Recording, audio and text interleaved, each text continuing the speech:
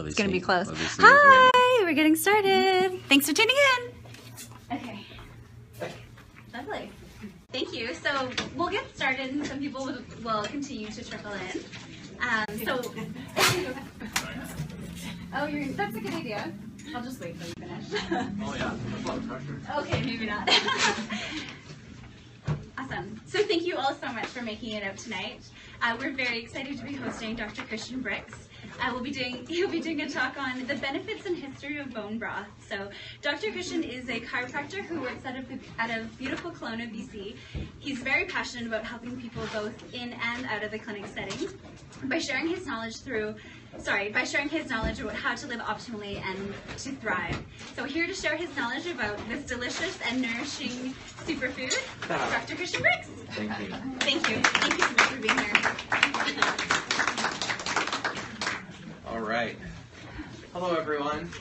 Well, yeah, thanks for answering.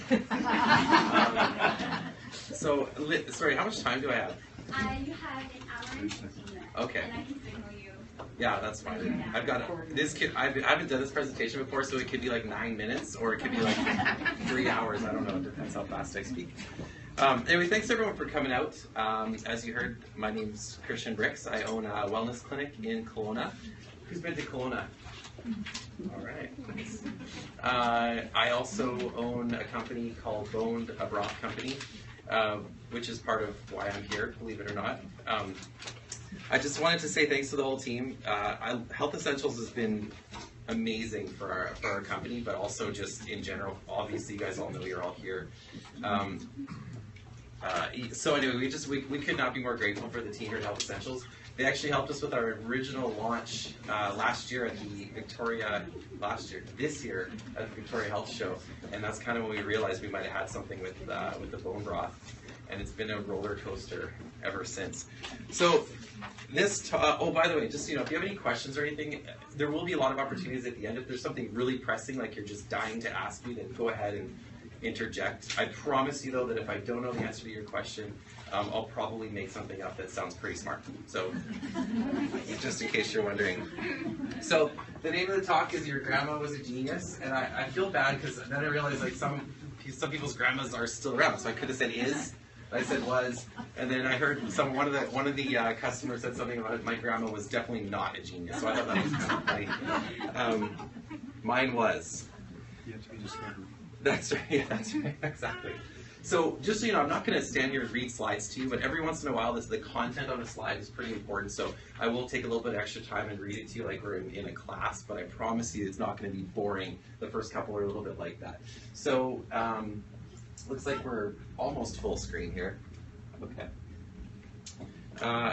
Anyway, so for almost 2 million years, humans have been surviving and thriving by making the most of our environment. It has always been such that nature provides the best fuel on the planet to feed us and help us evolve. And for some reason, a lot of people have forgotten that. Obviously, not a lot of people in this room have forgotten about that. That's why you guys are here. But we do live in a society that that values food that's easy, fast, and able to sit on the shelf for a long time. Lots of preservatives out there nowadays. So basically, we've created a world of food that's full of preservatives, hormones, pesticides, herbicides, artificial sweeteners, processed ingredients, all that stuff, and of course GMOs. So we might talk a little bit about GMO stuff a little bit later on. Some of this might be a little sciencey, so I hope it's okay. It's not going to get too crazy, but just so you know, just be prepared.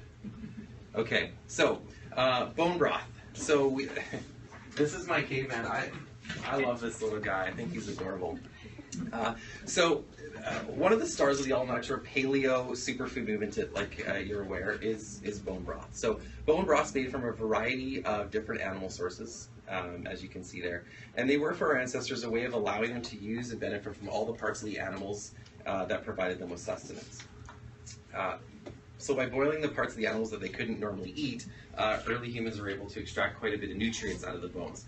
So an interesting fact, I just read a really interesting book called Sapiens, which I loved, but the reality, of course, is that we haven't always been at the top of the food chain like we are right now. Right now we're dominating, we win, right? But our earliest ancestors were somewhere actually closer to the middle of the food chain. So, you know, a lot of times there would be a kill, the meat would be gone, all the soft tissues would be gone, and the humans who weren't super good at cooperating and hunting and things at that point would show up for basically just what was left over, which essentially was the bones. And so our earliest ancestors had to find a way to use that nutrition. And of course, using the bones and the marrow, they were able actually to get quite a bit out of it. How's that so far? Any questions? Yeah, just one question. Yeah, please. The products you used to make the bone broth, is that all grass-fed animals? We're going to get to that. I've got 72 slides about that. Stay tuned.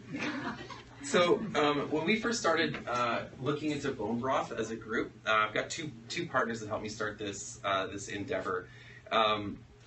Basically, for me, because I'm going to attach my name and my title to the product, I wanted to make sure that all the claims I was seeing on the internet, which were really unbelievably exciting, I wanted to make sure that I could say those things to people and put it on our packaging and really feel like it was supported by research. That was important to me. I didn't really want to put my reputation on something that was based on, you know, what Google says.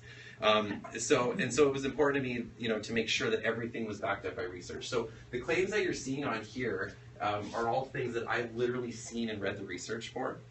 Obviously, studies kind of range as far as how fantastic they are and how well done they are, but this is the stuff that I've been the most comfortable saying, and this is the stuff that we kind of have through most of the marketing things related to bone broth. And it's not just us, it's other companies as well. So bone broth, of course, works in an anti-inflammatory capacity. We're going to get a little bit more into this stuff later, but these are the basics right here. Faster recovery from injury in sport.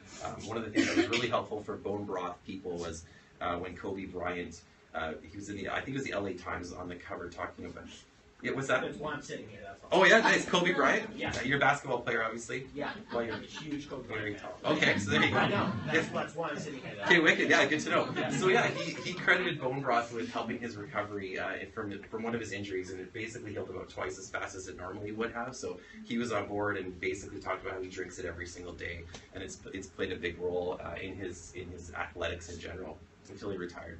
It doesn't make him pass more though. No. And that's fine.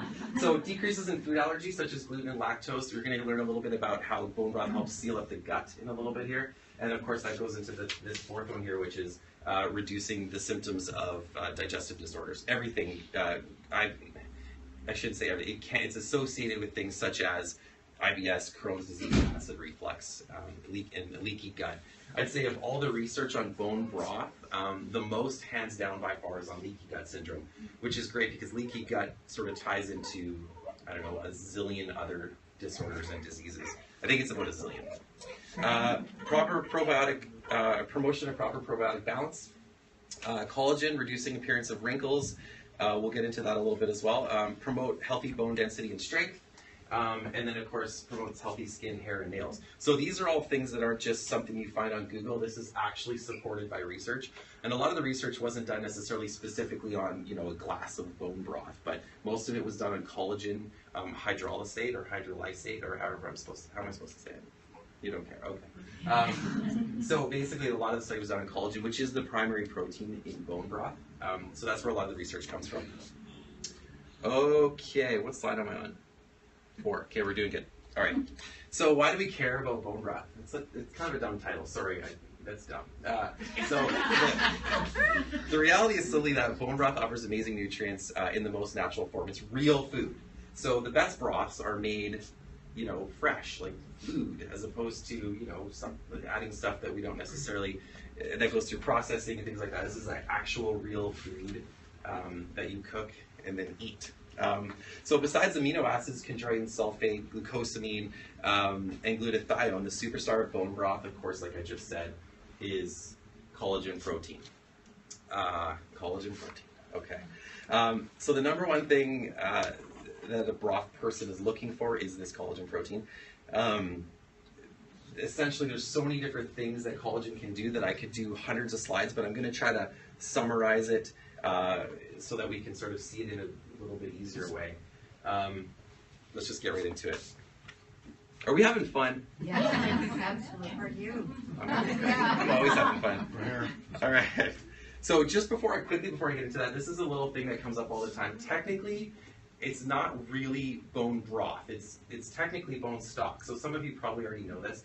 In the culinary world, stock is the result of simmering bones for a long period of time. Broth generally involves some sort of meat and other things like that. So technically it's stock, but broth just sounds better, and bone broth has two B's, so alliteration is better too, so that's why we just call it bone broth.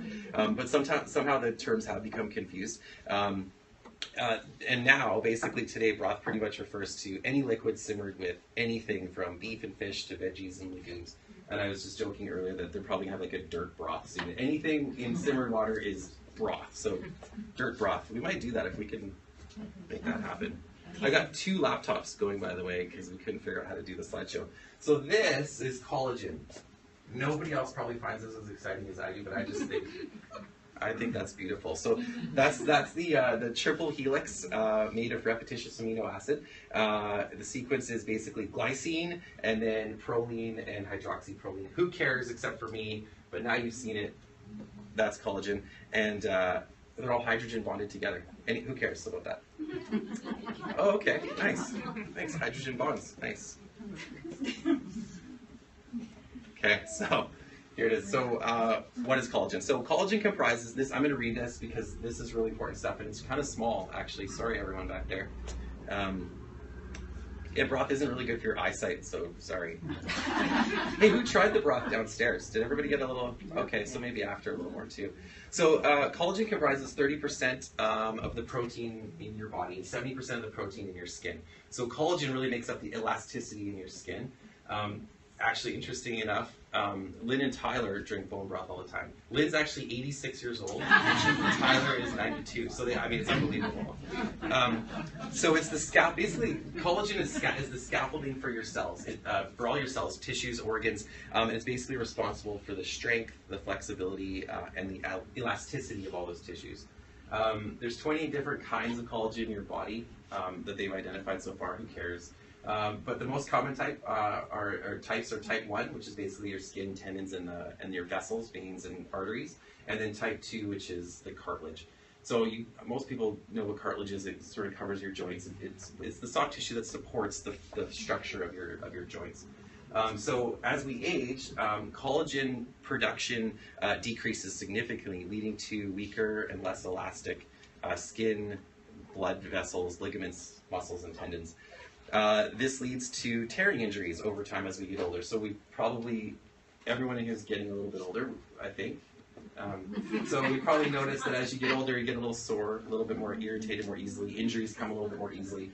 And then, of course, they take a little bit longer to heal. Some people get wrinkles in their skin, I heard. And then hardening of blood vessels, and of course digestive issues that come with time. So those are essentially just the effects of breakdown of collagen through aging. It's a natural process. Sorry, it's part of life. So there's actually research that shows that there are things that can cause collagen to break down faster than it normally would through normal aging. The most significant one is smoking. So smoking has been shown to break down collagen at an extreme level. Smoking, so essentially hardening of arteries, wrinkles in the skin, digestive tract damage, eyesight issues, and countless musculoskeletal issues. So when I sit down with patients who are smokers, which isn't as common anymore, thank goodness, I don't talk about lung health when I talk about smoking as a problem, because really lung issues aren't really the biggest thing at all that comes with smoking. It's the breakdown of collagen. And when you tie the smoking to the breakdown of collagen and then that to their pain, their eyesight issues, their digestive issues, their diabetes, their heart disease, all that stuff, that's all 100% connected potentially to their smoking. So most people know it's bad for you, but they don't understand it to that extent. And that's really the worst part about the smoking is the damage it does to the collagen. The other thing that they found is exposure to ultraviolet light and high sugar diets. Those also cause the breakdown of collagen more quickly. That was the sugar thing surprised me. My girlfriend always gets mad at me for eating sugar, so don't look at me. Don't look at me. She's sitting in the front row, Dr. Jen. Everyone say hi. Sorry to embarrass you. Okay, here's something interesting. Collagen comes from the Greek word kolla, which means glue. And it cannot be absorbed through the skin, so I hope they don't sell anything here. But collagen cannot be absorbed through the skin, so you can Get rid of all those products that you put on the outside of your body that have collagen in them, because it's not getting absorbed. Also, type 1 collagen fibrils are pound for pound stronger than steel. So that's interesting, kind of. And of course, when extracted naturally through the simmering of bones, like when you make broth, collagen breaks down into what's called gelatin, and that can be consumed and absorbed easily in the GI tract. Has everyone heard of gelatin, of course? Yeah, it's what we use to make Jello. It's pretty gross, but it's what we use to make Jello and things like that. I also love candy. Okay. I don't eat candy, sorry. Yeah, sorry you can't see that. I'm not sure. You can use your imagination.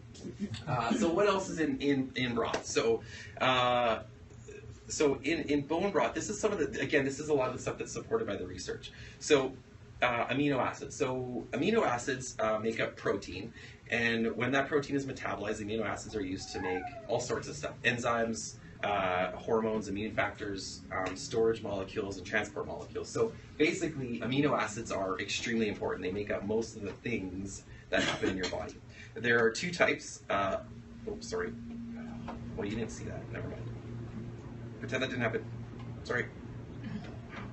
Okay, so there's two types of amino acids. There are essential and non-essential. So essential, there's 9 of them. It means your body cannot manufacture it, so you need to consume it. You need to get those amino acids. Then there are 11, there's some varying things in there, but there's 11 non-essential amino acids. So those are the ones your body can make. However, until recently, so in theory, your body can make them, so you don't need to eat them. But there's a little bit more research coming out more and more now that talks about what's called, what they call it, conditionally essential. So, so one second here, I just want to find out so you guys can see it. Sorry. Okay.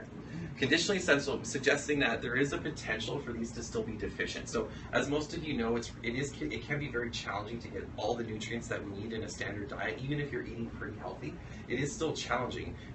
You know, with soils being depleted and different techniques used to make vegetables and fruits and stuff bigger and more productive, it can kind of take away from the nutritional value. So it can become such that it's a little bit more challenging. So they've created this whole list of amino acids that are essentially conditionally essential.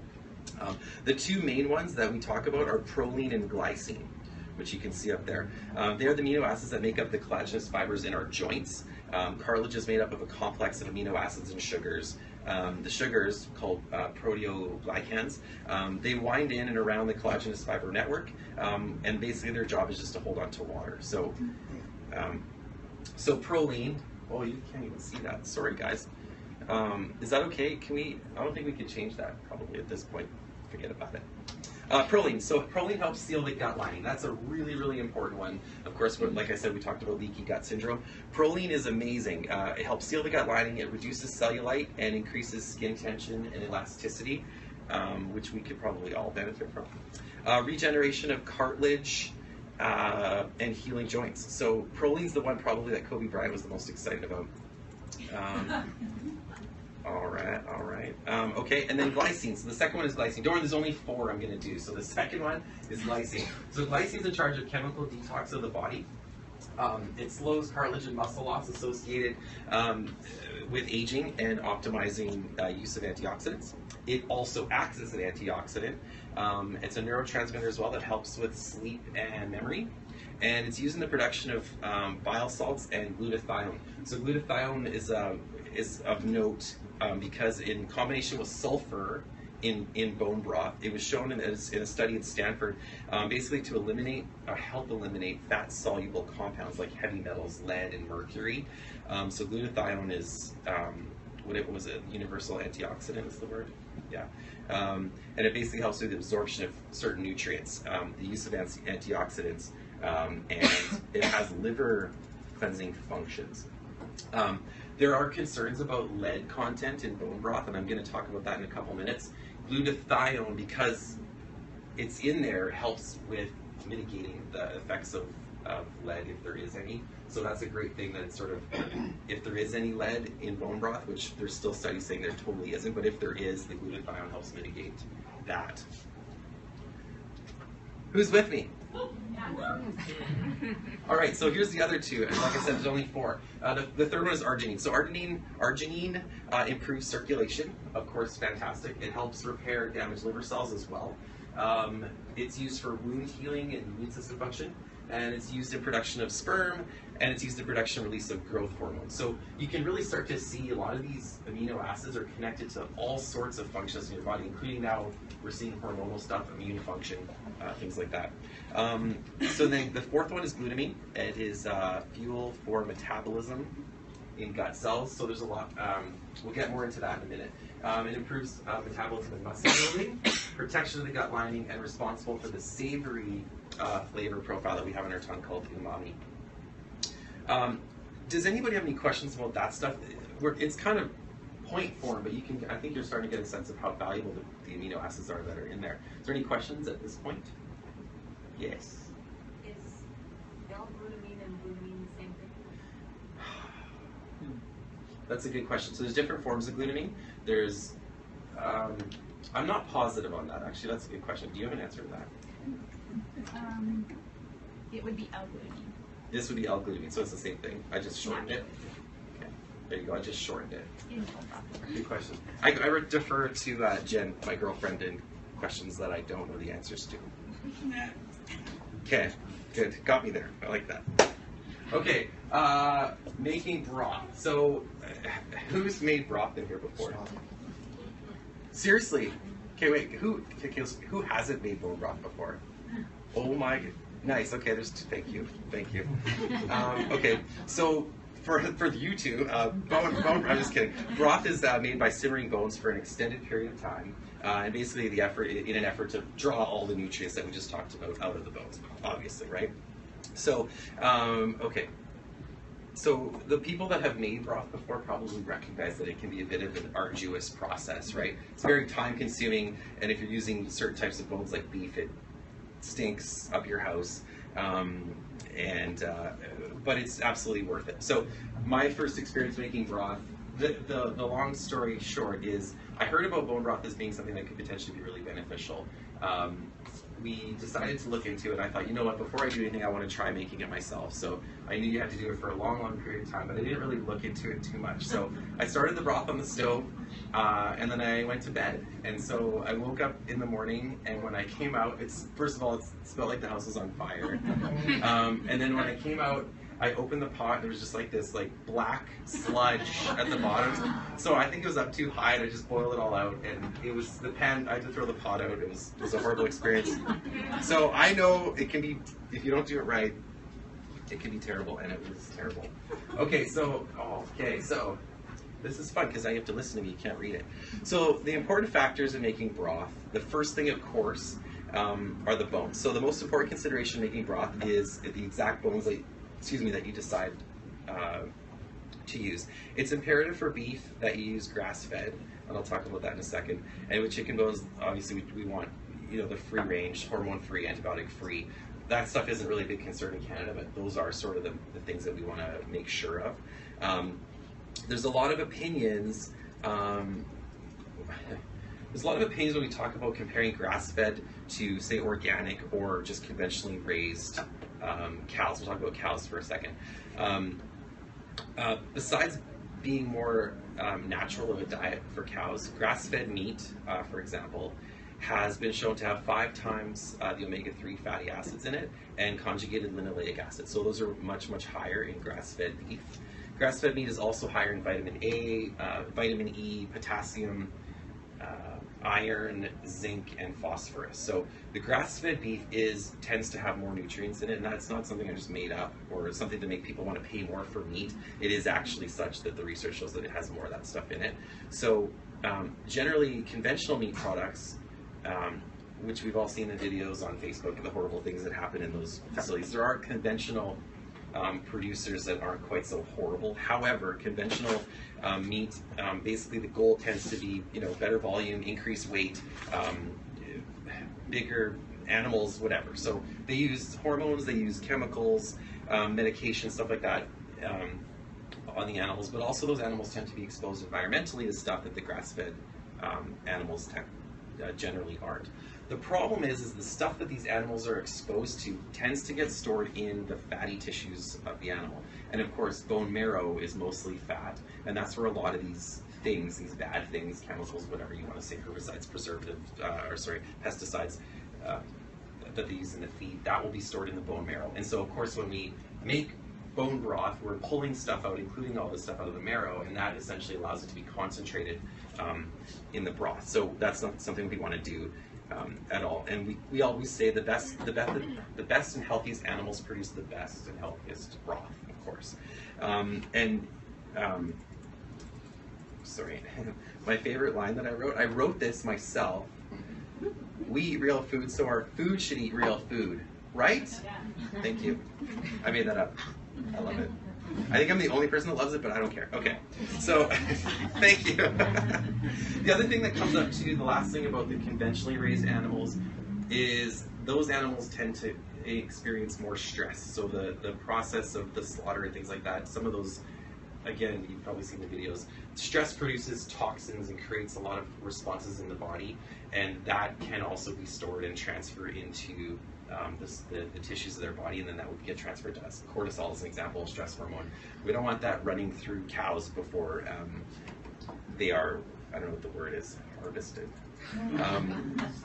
Yeah, so, yes? So just a quick little side note. Sure. Based on what you just said there, if I eat regular beef at any time, I will be up anxious through the night, and I don't tend to have anxiety, and that's the only time I don't sleep and have anxiety. I brought it down to that one. Interesting. Conventionally. Yeah, that's really interesting. You know, we know that they definitely need to do more research on that kind of stuff, because that 100% makes sense. That's a pretty amazing connection that it's that immediate. Generally, from what I understand, it's more cumulative over time. But if you're having that kind of response immediately after, that's pretty interesting. I don't know that, you know, like having cortisol affecting the cow is now coming into us as a stress hormone per se, but they definitely could use some more research on that. That's a really interesting observation. What's the difference between the organic bones and the grass-fed? Okay, so this is where it gets a little tricky. We've done a lot of research on this, and it's really kind of crazy because it's obviously different between Canada and the US, but essentially an animal that is organic can still be fed non-grass type foods. So, you know, whatever, the corn, the soy, the wheat that they would feed those animals. And so even though the feed they're getting is organic, they're still getting that food that is the product of farming, right? So for us and for most research on bone broth, what we're looking at is grass-fed having a higher concentration of all those different nutrients that I spoke about. And even though it's organic, they can be organic and grass-fed for sure. That's a lot harder to find, but organic in general, even though we think it's quite a bit more of a stringent process, it actually, they can still be fed that feed that's the result of farming, so corn and wheat and all that stuff. So it's not like it's worse, because the feed is controlled and it's not GMO and all that stuff, which is really great. We just find that I have found that the grass-fed tends to have the higher nutrient value. Grass-fed and grass-finished. Yeah, so there's another one. I'm so worried this was going to come up. So, yeah, so grass-fed and grass-finished is, you know, would be in theory the healthiest, the most fantastic, right? Especially for bones, not as much for meat, because when you do the grain finish, they do that right at the end of their life, and that fattens them up really quickly, marbleizes, I guess, the meat a little bit more, makes for a little bit better meat. It's a little bit cheaper than grass-fed, grass-finished. But if you're trying to, that's the answer. That's the goal of grass-finished, or grain-finished, sorry, is to get them nice and fattened up. My partner and I, we talk about grain-finished is like going to Cabo, you know, for a week, and you get fat because you're drinking too much, and all-inclusive, you're eating too much. It's just like that. And then you're probably more delicious, I guess, after going to Cabo. Something like that. There was a question. Grass-fed, grain-finished? That's right. So it has to be grass-fed, grass-finished. Yeah, I wouldn't say has to be. We actually use. So in the organic, you're getting the grain, so the finished grain. So yeah. Grass-fed, you're getting the finished with grain at the end. So if you don't want any grain, it has to be grass-fed. Correct.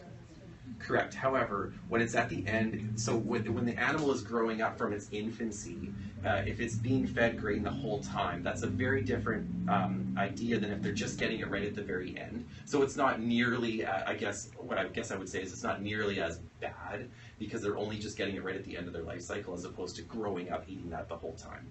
So grass-fed, grain-finished isn't a big deal when you compare, but yes, if you wanted in my opinion, the best of the best of the best, it's grass-fed, grass-finished. Very hard to find.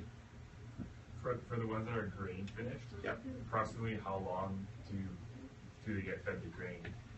I know for a fact it depends on the producer, so I can honestly say I'm not sure. From what I understand, it's a couple of weeks, but I'm on the internet right now, so I don't want to say. I don't know. But that'd be absolutely, I should look that up for sure. The hardest thing is when you research this stuff, which I've been trying to do, there's so many different ways of doing it. Farms have totally different standards, and in the United States and Canada are so different, so it's just been really hard to sort of summarize it. So great question, I'm not sure. Yeah, I promised you I would make something up too. 2 weeks. As a certified organic farmer, I'll jump in here for a Oh, second. thank you. And tell you that in some cases it depends on the price of the grain. Oh, If grain is cheap, they get more. If grain is expensive, they get less. really? All right. Yeah, thanks for that. That's crazy, but interesting, right? Okay. Did anything else I say, was anything else wrong in that whole? You gotta ask him. I know, yeah, totally not. I gotta be like, okay, okay. So, okay, well, where was I? Those too many questions. Okay. Grass-finished. Thank you. Okay, so there's essentially two types of bones, marrow bones and jointy bones. Can you guys see that? Yeah. Okay, good. So marrow bones have mostly monounsaturated fat, polyunsaturated fat, and linoleic acid, which is a known cancer inhibitor. When I said that, Dr. Jen rose her eyebrow, so I don't know if that's 100%, but I read, it's a cancer inhibitor, linoleic acid. Thanks for the eyebrow. It's a great source of omega-3 fatty acids, and they also marrow bones contain minerals and there's a significant amount of vitamin A. The jointy bones consist primarily of cartilage and connective tissue, so these include things like feet, wings, oxtail, and knuckles. These are the tissues that produce the ever-valuable collagen that breaks down into gelatin. So a lot of people ask about making broth. If you find that your broth isn't turning into gelatin or isn't gelatinizing, generally it's because you haven't used enough of those jointy bones. The ratios, well, I can't tell you the ratio because that's our secret, but the ratio, I know, I'll tell you the ratio. Generally what we tend to find is it kind of depends on the bones that you're getting, so our recipe changes based on what we get, but ultimately you try to get about 50-50. If you can read 100 websites, 89 of them will tell you it's about 50-50 marrow to jointy bones. There's value in both, so you kind of have a nice mixture.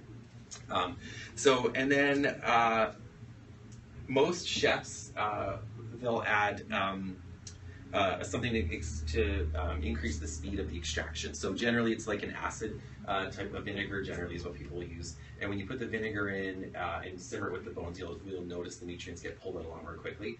I read one thing that said essentially if you don't use the vinegar, you have to cook it for essentially double the amount of time. So if you want a 24-hour broth, you'd have to cook it for 48 hours without the acid in it. The reality is the acid is minimal and it doesn't change the flavor or anything like that in a bad way necessarily. And then the bonus stuff, this is where you get to have fun. So a lot of people use different, you have a question or you? Oh. Yes, no, I'm not. You look like you were scratching No. again. Okay. So if you're doing a big pot, Yeah. how much apple cider vinegar? Cup, a tablespoon? I would recommend about a cup for a pretty big pot. There is no rule, right? Because it's really hard to know until you finish the product. So what we found, because we cook on a much bigger scale than that, but in the beginning it's about a cup, yeah. But you have to play with it because some people I prefer white vinegar. Some people do the apple cider. Apple cider isn't quite as potent as the white vinegar. So and it also depends on the bones too, right? So if you have lots of big, thick marrow type bones, you want to use more of the acid, and if you've got let's say you're just cooking the say feet and things like that, chicken feet, then you would need probably less. So terrible answer, sorry. You're on your own. Okay. Yeah. Okay. And then, yeah, so the other stuff you can add to it, of course, is all the stuff that makes it taste good. If you've made beef broth before, you know it's very challenging to make it taste good. It's very challenging. It's disgusting for the most part, in my opinion, but I think we did a pretty good job with ours. Is it sort of like bison broth, meat? You know what? Yeah, it's actually really similar. And bison was a little bit better. I think we made bison once, and it was a little. It's the first 2 hours of simmering are always the most stink. It's the worst. But yeah, so I think bison and beef are actually pretty similar. I preferred the bison broth just straight up, but basically once you add everything to it, it's kind of hard to tell the difference. Turmeric's really good, right? I love turmeric. It's so healthy, and there's a million things.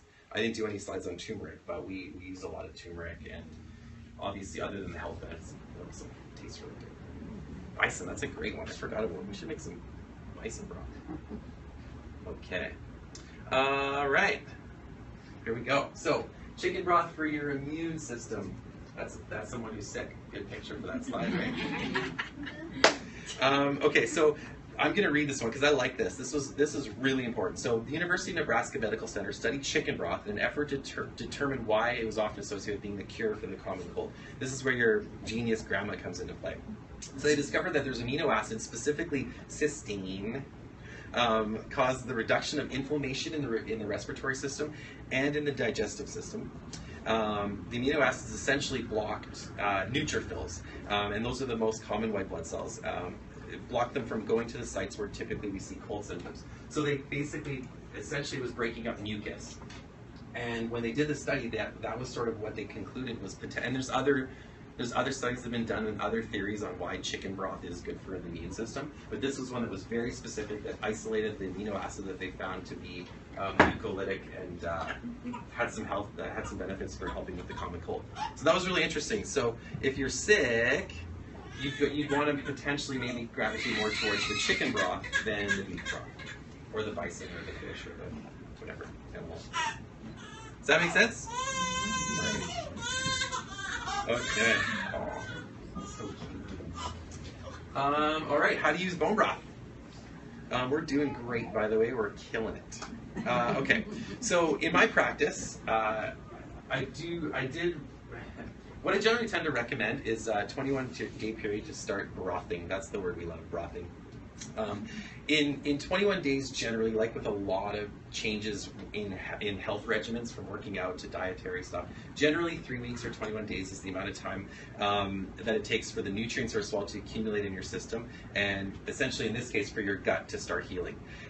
Generally, results can be seen in 3 weeks, but it's important to remember, that if something's good for you, it's not necessarily going to create amazing, fantastic, crazy reactions and results, right? It's kind of like brushing your teeth, right? You don't brush your teeth every day so you don't get a cavity tomorrow. You just do it because it's good for you and you never get a cavity, yay, right? So in this case, it's the same idea. So a lot of people have started, they've done the brothing for 21 days, and patients say, yeah, I feel pretty good, but I, didn't change my life, or I'm not, I don't see better or anything like that. But of course, it's a healthy lifestyle choice. It's kind of like eating healthy. It's not like I start eating spinach today and then in 3 weeks, I'm a better person. It's just I'm healthier, right?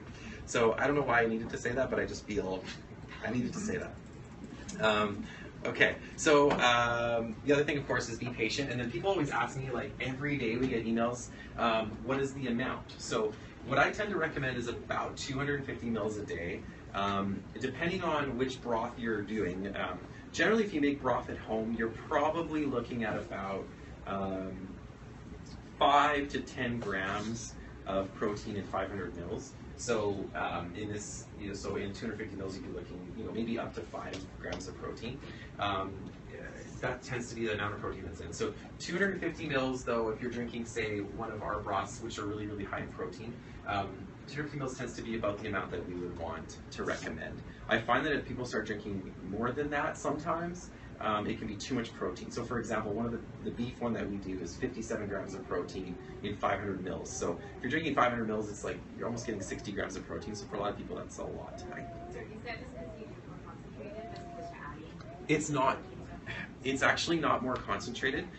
Basically, the way we get our protein so high, other than the stuff I can tell you is essentially we do like a bone marrow recovery type thing, but also it's just the bones we choose, the amount of time that we cook it for, and the acid that we use. So no, we don't supplement it and we don't concentrate it. It's pretty much, I mean, I wasn't going to talk about our broth too much, but we cook it fresh and we flash freeze it. There's nothing added or anything like that. So up to 30 grams of protein from bone broth per day is probably where most people want to be. I'll drink 500 mils and be okay. It's not quite a meal replacement legally, but I feel pretty good after drinking 57 grams of protein. Does that make sense? That did not come out well, but are we good? Okay. Whew. Gonna make some edits. Okay. Okay, so this is an important slide because we get this question from time to time. Recently, concerns about lead content in bone broth have come to the surface in a study that was published in the Journal of Medical Hypotheses, which I've never heard of. I don't know, it seems like a weird... Anyway, that was where it was published and people kind of went a little bit crazy. So of course, lead is a neurotoxin that's certainly worth considering as its ability to cross the blood-brain barrier and the placenta exists, and it's associated with countless neurological disorders. Everyone knows lead isn't good for you.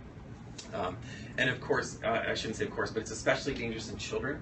Children absorb up to 50% of lead that they're exposed to, whereas adults it's only between 1 and 10%. So children being exposed to lead is a much bigger deal than it is for adults. And basically what the study showed that broth made with bones and or chicken cartilage was shown to have levels of 7 to 9.5 micrograms per liter of lead. So the problem was that the EPA sets a maximum lead allowance in drinking water. EPA is the Environmental Protection Agency. They have a maximum allowance in drinking water of 15 micrograms per liter. So they were showing this study like, oh my gosh, 9.5 micrograms per liter in chicken broth. It was still below what the EPA allows for water. But don't worry, it gets better.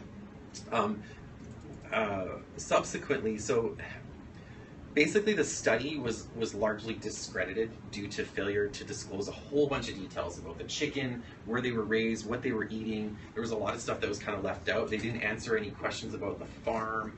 And so what they decided to do was a second study. So the National Food Lab in the US, they tested grass-fed beef broth and pasture-raised chicken broth. And they used reverse osmosis water, which is what ideally you would use a good water when you're making broth. But tap water in Victoria or most of Canada is not necessarily contaminated with lead. But anyway, and they found when they go to Michigan. What's that? You have to go to Yeah. If you want lead, go to Michigan. Yeah, good point. So what they found when they did that with the grass-fed beef and pasture-raised chickens with reverse osmosis water was there was 0 lead detected in any of the samples. So again, it's another argument for using the better bones for making broth. And yeah. So essentially, that was what they concluded, was that the National Food Lab study was a little bit cleaner and then a little bit more detail. And what the conclusion is for us with our stuff is essentially we need more research. But it was really reassuring to see that they literally found none in that sample. You guys good with that? Makes sense, right? Yeah. Okay. So now, really quick, we're going to touch on the paleo diet. Most people are familiar with the paleo diet, I assume. Okay, so bone broth is one of the things that fits very nicely into the paleo lifestyle. The idea of eating paleo is that humans of today, like you and me, we're all humans, should be eating what early humans were eating before the invention of mass food production, farming, and food processing. Basically, the paleo diet consists primarily of meat, fish, vegetables, and fruits. It does not include dairy products, dairy, or processed foods. The science shows that when we consume foods that we were never meant to consume, I guess you could say, damage is done to the digestive system. This is probably, I would say, the most important slide.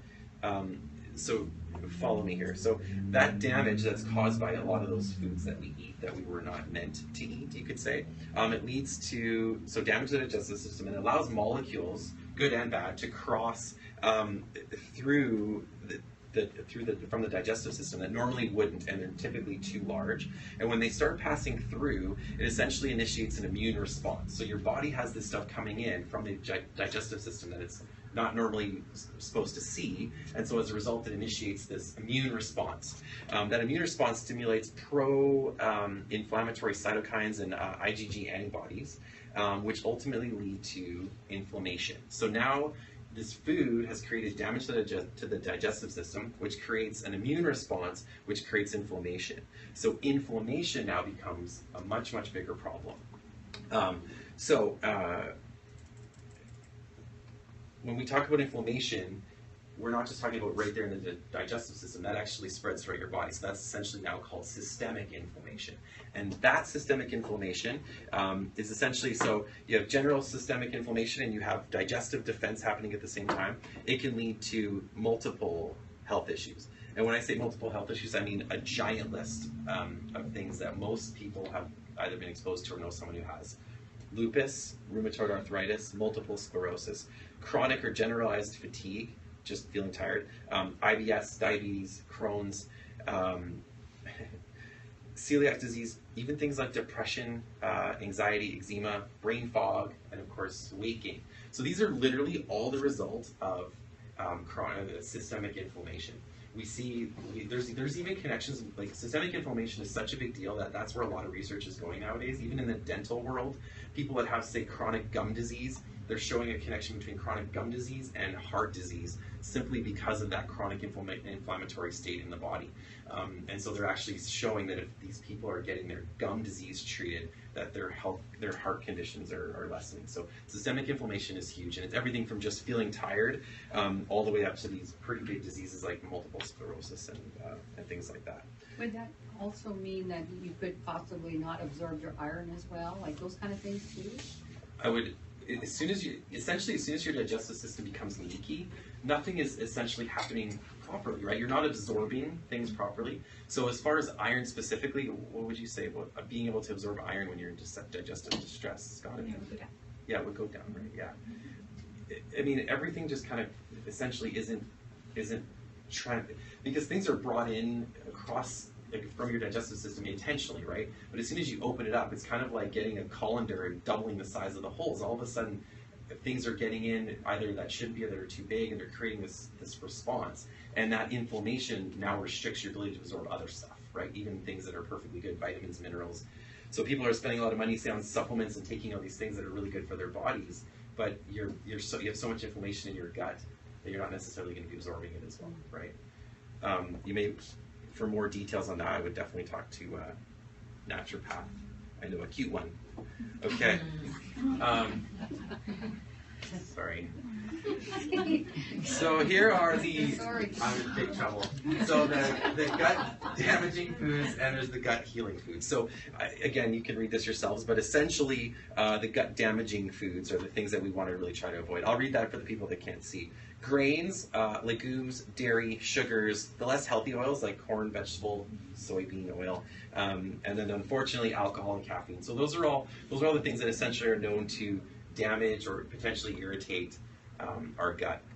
And then the healing foods, fermented vegetables, kombucha, bone broth, healthy fats, which we all know a lot about now, I'm sure, pardon me, and then omega-3 rich foods, salmon, seafood, and things like that. So obviously, this is sort of the paleo side of it too, but if you even were to look up, say, I give out probably 5 times a day a little handout that we have at our clinic called the anti-inflammatory diet. And again, the goal is to help people with the systemic inflammation that's leading to so much of their stuff.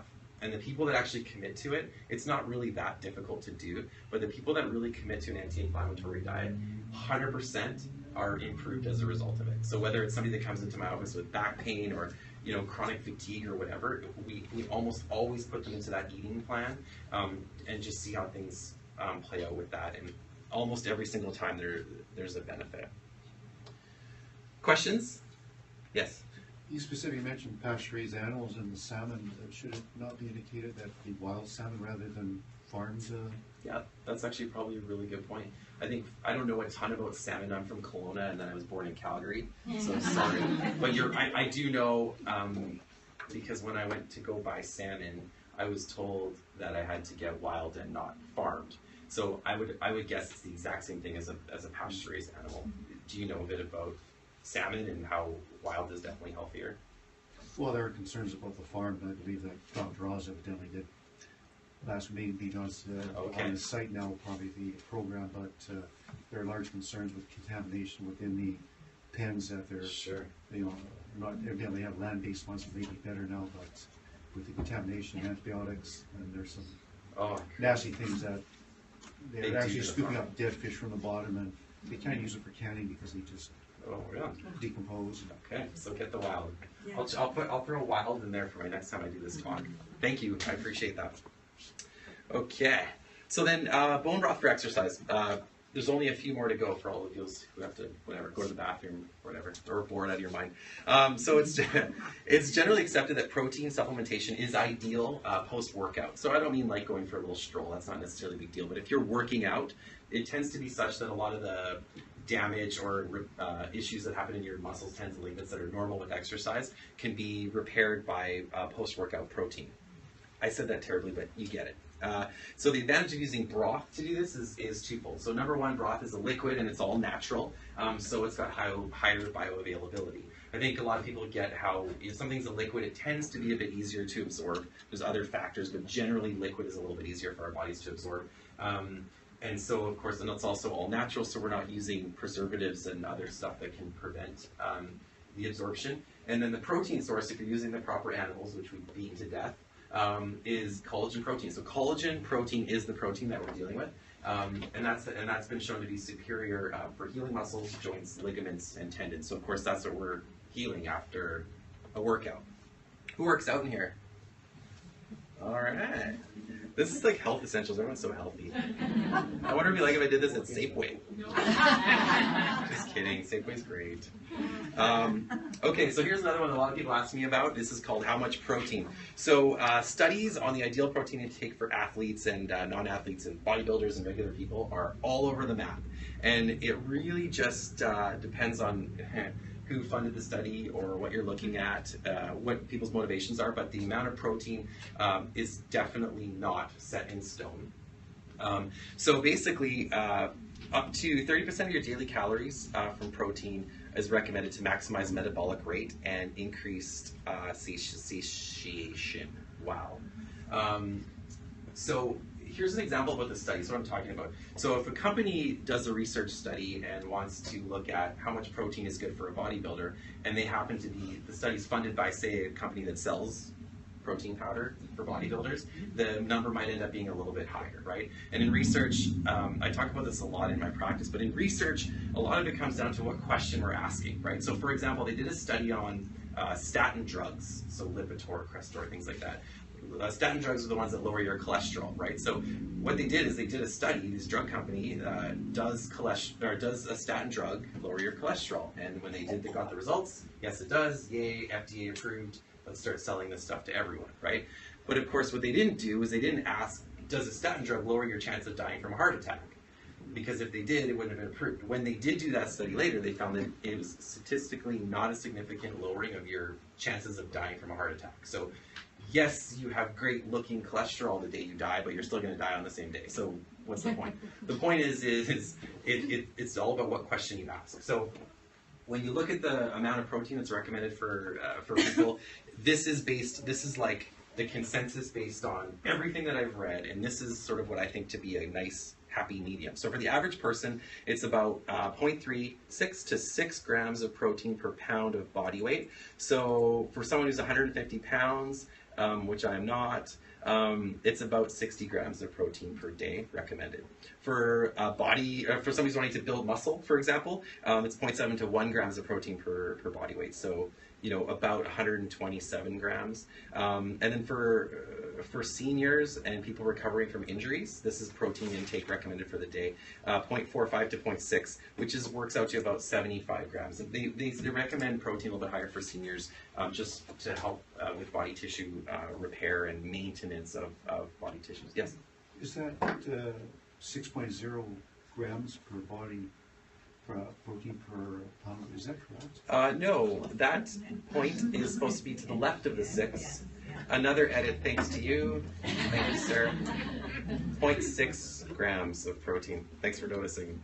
Okay, thank you.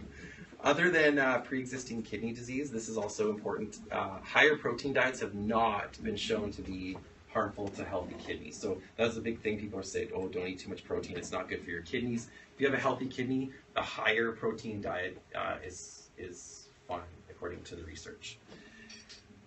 All right. Last, almost not the last one, but we're getting there. Bone density. So it's actually a common misconception that bone broth is high in calcium. It actually isn't most of the time high in calcium, kind of at all.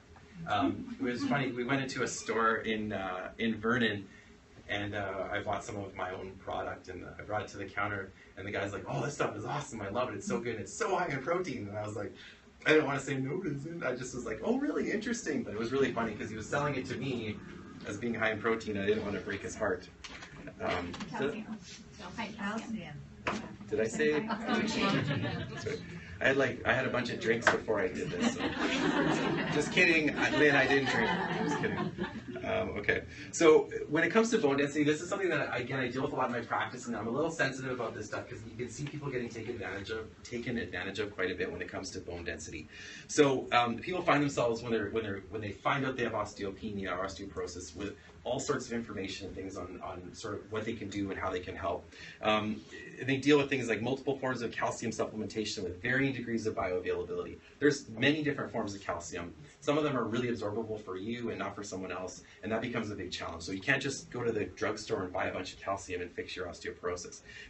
Side effects, of course, of a lot of this stuff, kidney issues, digestive problems. Vitamin D supplements as well is something people have to think about. With vitamin A, do you take it with vitamin K2? We'll talk about that in a second. And then different recommendations regarding weight-bearing exercise, which in my opinion is hands down number one, weight-bearing exercise, and then blah, blah, all the way down to the next thing. Weight-bearing exercise is hands down the most important thing. A supplement industry, of course, that's unregulated and difficult to navigate, so a lot of times you'll see big, amazing claims, or things that look like claims, and that can be confusing as well. So the reality is that the treatment of bone density issues is complicated, and the approach should be different for every single person. For some people, having adequate calcium intake is absolutely the thing they need, and for other people, they're getting way more than enough calcium in their body, but they're not absorbing it. So there's so many different considerations. There's a study that I just found out about today that was done in 2007, where they studied the effects of calcium supplementation. But what they didn't do was they didn't add K2 to the supplementation. It was literally, I think it was pretty much just calcium that they were taking.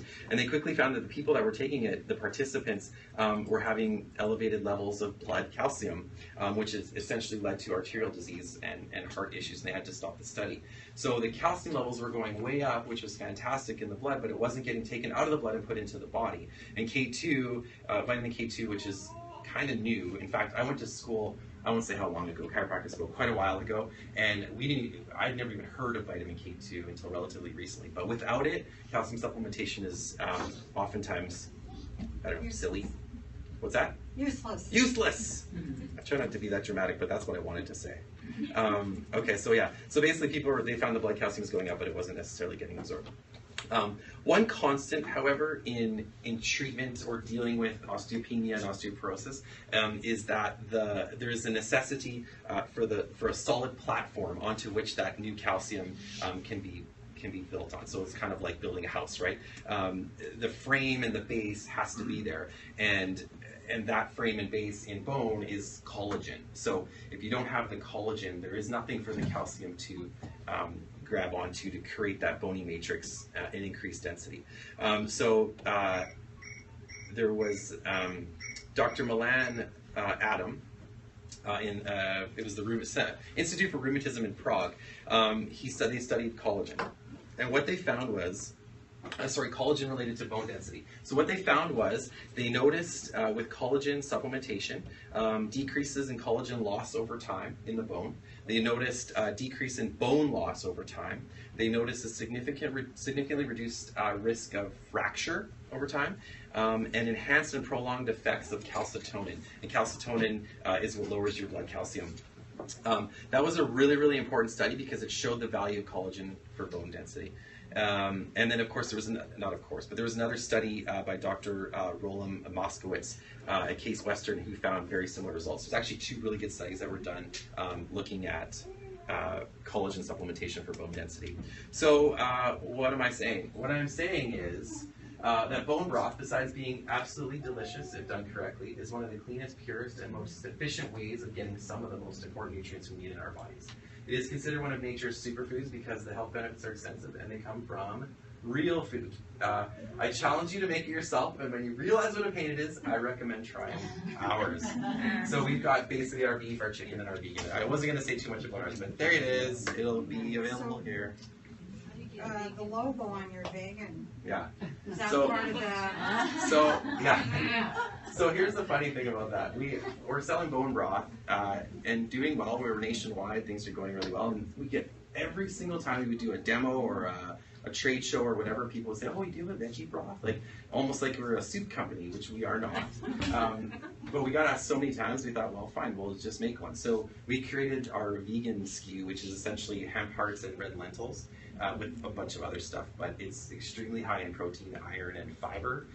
So it's got a lot of value. There's no collagen protein. It has none of the benefits for the same reasons that the bone broths have. But it kind of rounds things out nicely on the picture, and also people really love it when we do tastings of it. People go crazy. It's really delicious. So yeah. They're not getting benefits. They're not getting the same benefits at all, but I mean, they wanted it, so fine, you know? Yeah, you know, if they wanted a turkey, we'll probably give them that too. It increases their appetite.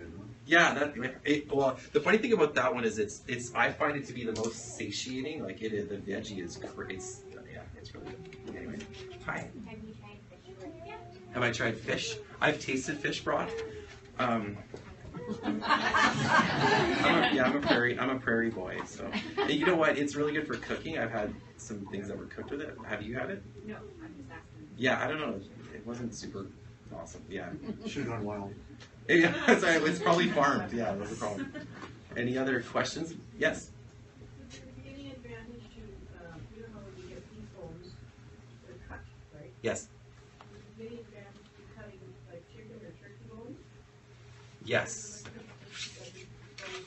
Absolutely. So it's all about surface area. So the more surface area of the bones that are exposed to the water and the acid, the better. So, I mean, I guess ideally you could chop them up really small and simmer it if you had a way of straining it. But yeah, the more exposure you have. So you can buy long marrow bones that have marrow inside, but those are not nearly as good, right? Because there's just not as much surface area. So yeah, the more they can be reduced, the better for sure. Yeah. Can you come up with the length of time to cook the meat with the slow cooker? Yeah, that's a good question. Yeah. What we've seen to be ideal is if you can do it, is up to 24 hours. Those are that's a long time, but if you can just keep it on low and just do it for a full 24 hours, that tends to pull the most out of it. There's people that talk about doing 40 and 60. I've even seen a 90-hour broth. The problem is the reason that their protein tends to be lower than ours is because protein can denature after a period of time, right? The bones actually turn, if you do it like that, they turn into like a mush, like they just almost like crumble. So that's great because you've extracted a lot out of it, but then when what you've extracted out, you've kind of damaged a lot of it as well. So I think the sweet spot, based on my experience, is 24 hours. Yeah. Yes. I like your hair, by the way. Thank you. Have you ever tried, what would the effect of, say, a pressure cooker be? Oh, I've never tried it, but I heard a pressure cooker, you can cut the time by 75%. I've never tried it. Those things scare me. But yeah. You scare everybody. Yeah, blow up. yeah, totally. I'm not interested in. But yeah, I've heard it cuts the time down by up to 75%. So something that would be, basically it's a quarter of the time. I've never tried it. I don't know what that would do for the nutrition panel. It'd be really interesting. If we could do that, we'd probably just buy really big, huge ones for the company because that would save us a lot of money. It would probably reduce the smell. It would reduce the smell. We're solving problems. That's right. Because it stinks. Yeah, that's a good point. Yes? Is there a reason you don't have pork? Pork? Not yet. I mean, to be honest, we were really happy with the beef and the chicken, and then we only did the vegan because we've had so much requests for it. We've toyed with the idea of doing a bison, a fish, a turkey, and a pork. I don't know a lot about the nutritional content of pork bones. Do you have experience with it? I prefer it. I made beef, Really? I made chicken, and I paid for it. And pork was better. Tastier. Interesting. Has that everybody else seen, or other people have seen that? I would guess it's a little harder to get them, right? Pork Not bones. at all. Not at all. We know where to go. Okay. Okay. Yeah, that's really interesting. I'd love to try it. We just haven't yet. To be honest with you, things took off so quickly that we didn't even have a chance to blink. Like, it was 3 months and we were nationwide. Like, people, we have never even had to sell it to anyone. All the retailers want it. All the distributors want it. It's been unbelievable. So that's something we really want to get into, like other types. But now I know what it takes to start a new SKU, and it is a lot of work and time and money, and it's a nightmare. But it's worth it if you get something like. I had no idea pork would taste better. That's really interesting. I'm gonna make some for sure. I want to try that. Thanks. And the wild meat, have you tried any wild meats? Not yet. That it's great because those are fed a natural diet, right? So that's the best thing I think for me. Like, we would love to do that. We looked at venison at one point. Again, it's a little bit harder to get that stuff, and for us, yeah, is it hard to get? Yeah, Come to my neighborhood. There's venison everywhere. That's the other thing for us, is because we're on a little bit of a larger scale, it's really challenging to do some of those types because it's really hard to get enough. Like, we're going through hundreds of pounds at a time. So, but yeah, I'd love to try all that stuff. Yeah, sorry, yes. Would there be much difference between turkey and chicken? No. No. We were talking about doing turkey as a seasonal, like let it go like at the end of mid-September and then finish it up in January, February, like a Thanksgiving, Christmas kind of thing. I think it's more just people would like the idea, but I bet you it would taste very, very similar. Yeah. Yes. Do you have a steady supply for your beef bones, like one farm, or do you? No. Right now we have a few. We have a few different suppliers right now. It's a lot. But the other thing is our standards are so high that it makes it really challenging to get the good quality bones at the volume that we need. So we're trying to lock down suppliers and have them basically commit to us, and we'll say we'll buy it all, but just sell it to us. So that's been one of the challenges. It's been great, but it's been a lot of work for sure. For example, I didn't know this, but chicken feet. We send 95% of our chicken feet to China, and they only keep 5% here.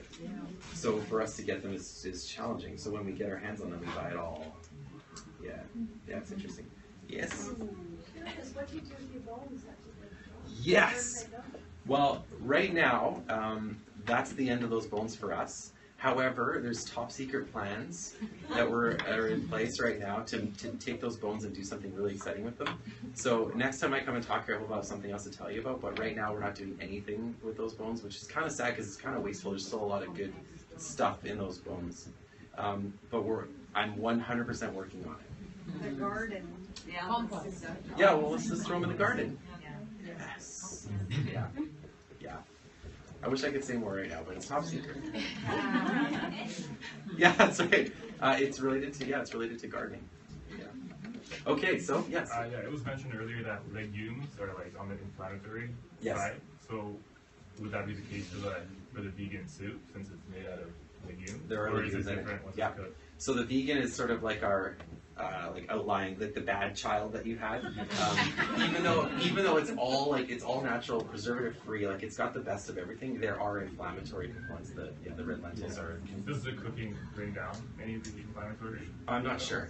That's a really good question. I should have lied. I don't know. So, it's just so delicious and it's so healthy that it ends up being worth it. But you're right. It would have inflammatory components to it. Good question. Have you done any studies on the impact of freezing bone broth? No, but I will say we use a flash freezer, which is in most cases better for many different reasons, including just preserving flavor and nutrition.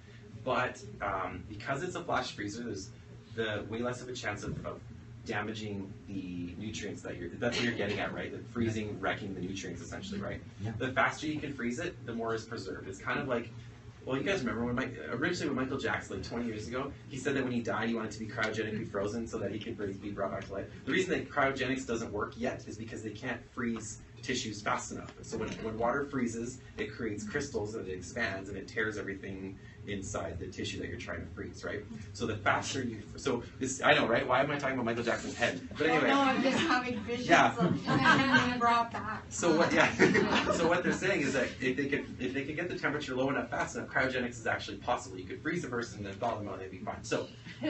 So back to your question, if it freezes quickly enough, you minimize that. As far as I've seen, because I've looked into that 100%, I haven't seen anything that shows that freezing proteins, which is the primary thing, proteins, vitamins, and minerals, are not damaged by freezing. From everything that I've seen, I will actually, now that you brought that up, I do want to look into that a little bit more, because that's I didn't think anybody else other than me cared, but it sounds like it's a legitimate thing to think about. I imagine it, from what I've seen, yeah, protein, minerals, and vitamins are okay to be frozen. But the quicker the better, I know that for sure. Good question. Good questions, wow. Yes? If you don't choose to freeze it, how long can you keep it in the fridge? About 3 days. Yeah. That's generally, it's kind of like, it's soup essentially, but it's really, really high protein. So I try to, we have 3 days on our packaging. That's about the best, I'd say. Yeah. Anyone else? Okay, hi. Oh. I'm just going to throw something else out there, again, from a farming perspective, because, we're certified organic pasture-raised farm. But pasture and pasture. So if you think Vancouver Island from sort of mid-June to mid-September, if you don't have irrigation, you don't have pasture. You've got fields that are brown and not very nutritious. So I think you need to be careful when you think you're getting a pasture-raised animal, when in fact you're getting an animal that's grazing on dead, dry grass, which is not significantly different than hay. So ask about your pasture when you find your pasture-raised farmer. I love that you just said that. That came up for us a month ago for the first time. Somebody said, it was a bone supplier. We said, well, we only want grass-fed. He's like, what do you think those cows are eating in Canada in the winter? And we were kind of like, oh. Never thought, I don't know, like, do you save up the grass? Do you freeze it? I don't know. So it was a really good question. We were kind of like, oh my God, like, I don't even know the answer to that. So obviously, that's a great point. Yeah, you got to make sure. Of course, just so you know, ours, we get them ahead of time once they've been, we get them frozen after they eat the grass before winter came, just so you know. But that's a really good point. So what do you think? Like, what do you recommend people do? Like, when you say, like, do you just, like, ask, you know? Yeah, know your farmer. Yeah. Know your farmer. Yeah, absolutely. Cool. And your farm is in Mechosen, or? No, we're in Mill Bay. But if you phone up any farm and they say, and you ask, can we come to your farm? If they tell you no, then I think you should be concerned. It's sort of the bottom line. Yeah. I love that. It's actually that when patients move away to other cities, I say, if you call a chiropractor and ask them, hey, will you do maintenance care for me? Because a lot of my patients just come in once a month for maintenance care. And if the chiropractor says no, then you're probably good to not even bother going there either. Same idea, right? Thank you guys so much. If you guys have any more questions, I can hang out here for a little bit. Thanks for listening to that. To be honest, it was my first time doing that talk, so sorry if it was a little bit chopped up. I literally finished it this afternoon. But thank you guys for your attention, and I'll be here if you have any questions at all. And try some broth. Are we still demoing? Or okay, yeah. Do you have anything else you want to say before everybody runs over? Okay, thanks guys.